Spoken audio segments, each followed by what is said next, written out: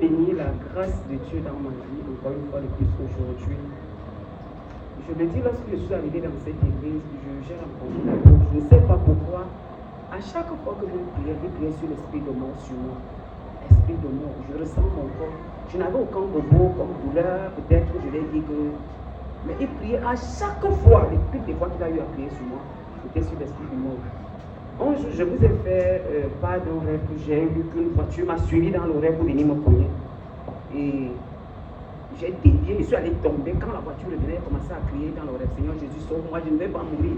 La voiture, le monsieur qui conduisait allait pour venir maintenant me poignarder parce qu'il est venu avec le poignard et il avait aussi le poinçon.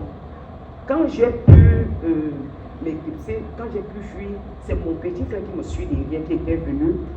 Je ne sais pas comment ça se passait parce que moi je les voyais en bas. Après, je suis passé, je me suis réveillé dans le rêve. Je me suis assise sur mon lit. J'ai commencé à décréter.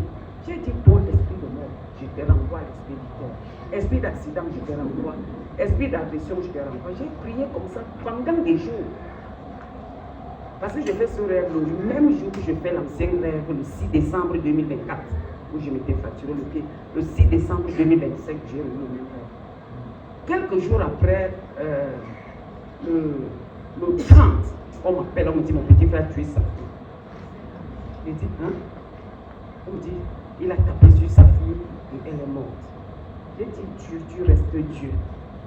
Je ne connais pas ce qui se passe dans le monde éternel parce que quand je me couche naturellement, je ne tourne jamais au lit. Donc, si quelqu'un en sait quelque chose, que la personne écoute. J'ai prié. Au point où ma famille commence à m'appeler. On dit, c'est moi qui dois aller faire sortir mon petit frère du commissariat. Je dis non, je ne peux pas. Qu'est-ce qui s'est d'abord passé? Mon frère n'a jamais été violent. Mon frère, le dernier est violent. Le premier de cela, le son même, qu'est-ce qui s'est passé? Vous devez dire et confesser ce qui s'est passé. Je suis dans les pressions où on me demande d'aller me faire sortir. On a fait l'autopsie, ils ont demandé 100. Il a dit que même 100 francs, je n'en ai pas. C'est que l'Éternel sait que je n'en ai pas. Si j'en avais, j'allais donner.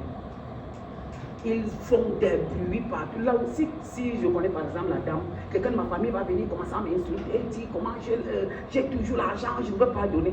C'est elle, la personne même qui me défend, dit que présentement, quand il n'en a pas, elle passe les moments très difficiles. Leur réunion ne parvient pas à donner son argent qu'elle a mis en épargne. On ne fait que renvoyer parce qu'elle est payée. On me fait des problèmes. Pour ça, je me suis mise dans la prière, j'ai dit à Dieu, Seigneur, tu es capable de tout. Si c'est la main de quelqu'un qui a l'œuvre, comme tu as fait à Pierre, il est sorti de la prison, il n'a rien payé.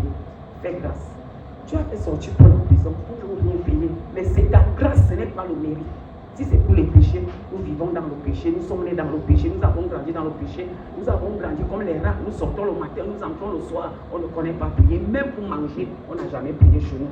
Donc, si ce n'est que ça, tu ne peux pas dire que tu lorgnes vers nous, mais comme tu es grâce et miséricorde sans mérite, fais grâce. Jusqu'aujourd'hui, il est toujours au commissariat, on l'amène au parquet, on l'amène. Mais ma prière est que cette flèche se brise et qu'il puisse sortir. Si le Seigneur me donne de l'argent, et qu'il faille que j'aille donner de l'argent pour qu'on lui fasse sortir, il le fera. Je vais encore témoigner quelque chose. Je suis en train de rentrer l'école. Je suis sur une moto. Je ne sais pas les gens qui savent bien conduire. À quel côté on devrait doubler. Une voiture m'a suivi encore. Elle est venue encore me cogner le même pied. J'ai dit, je t'ordonne de t'arrêter. Toi, voiture de sorcellerie. La voiture a fait en route. Elle s'est arrêtée. Je suis descendu de la voiture. J'ai dit, toi, je t'ai vu dans mes rêves. Tu es venu pour me tuer. Écoute-moi ce qui a été dit. Si tu es sorcier, tu ne pries pas le matin quand tu sors. Sache que tu vas aller tuer quelqu'un d'autre, mais pas moi. Parce que moi, je connais déjà là où je suis allé me cacher. Donc, je crois que Dieu m'a choisi dans la maison de ma mère pour me montrer certaines choses. La voiture, je ne connais même pas. Est-ce que c'est ce côté quand il devait doubler? Il commence à trembler. Je lui dis non. Vous sortez le matin, vous ne priez pas. C'est ce qui allait arriver. Et moi, le monde des ténèbres me réclame, mais moi, je connais là où je suis allé me cacher. Alors vous n'allez pas m'avoir. Je viens dire merci à l'Éternel parce que quand il révèle quelque chose, parce que qui devait même garder mon corps jusqu'à aujourd'hui, s'il était mort le 6 décembre, qui devait garder mon corps à la mort aujourd'hui, je serais déjà oublié, on allait déjà me parler au passé. Mais la grâce de Dieu m'accompagne. Et le serviteur de l'Éternel a chassé. Parce que lui, il a vu ça avant. Parce que je suis arrivé ici en octobre. C'est en octobre, novembre que lui a chassé l'esprit de mort à moi. Je lui ai dit merci pour la grâce qu'il m'accorde dans cette église. On priait ici. Nous sommes ici dans cette église. Parfois, quelqu'un va dire que je ne suis pas fâché. Parce que c'est la bouche qui dit. Je ne suis pas fâché. Mais Dieu qui sonde les cœurs connaît qu'au fond là, tu adores, tu mets, tu es fâché, tu as un hic. Quand on priait ici vendredi, on demandait que le Seigneur visite les cœurs. Je ne sais pas ce qui s'est passé. Ou quelqu'un voulait m'arracher le cœur, je ne sais pas. Le cœur a commencé à me faire mal parce que le papa demandait que le Seigneur enlève l'amertume, tout fruit qui n'est pas de l'Éternel en nous. J'ai relevé les 3 sujets de prière. Donc j'ai eu la grâce et quand on a prié, je traîne en fardeau. C'est comme si mes épaules, parce qu'on dit que c'est les dédicaces de la sorcellerie, c'est moi qui dois s'occuper de la famille. Moi, mes épaules, c'est comme toujours, je porte le ciment. Donc les charges des gens, c'est sur mes épaules. Mais pour le moment, je commence à ressentir comme s'il y a un fardeau qui est quitté en moi. Alors je viens bénir l'Éternel.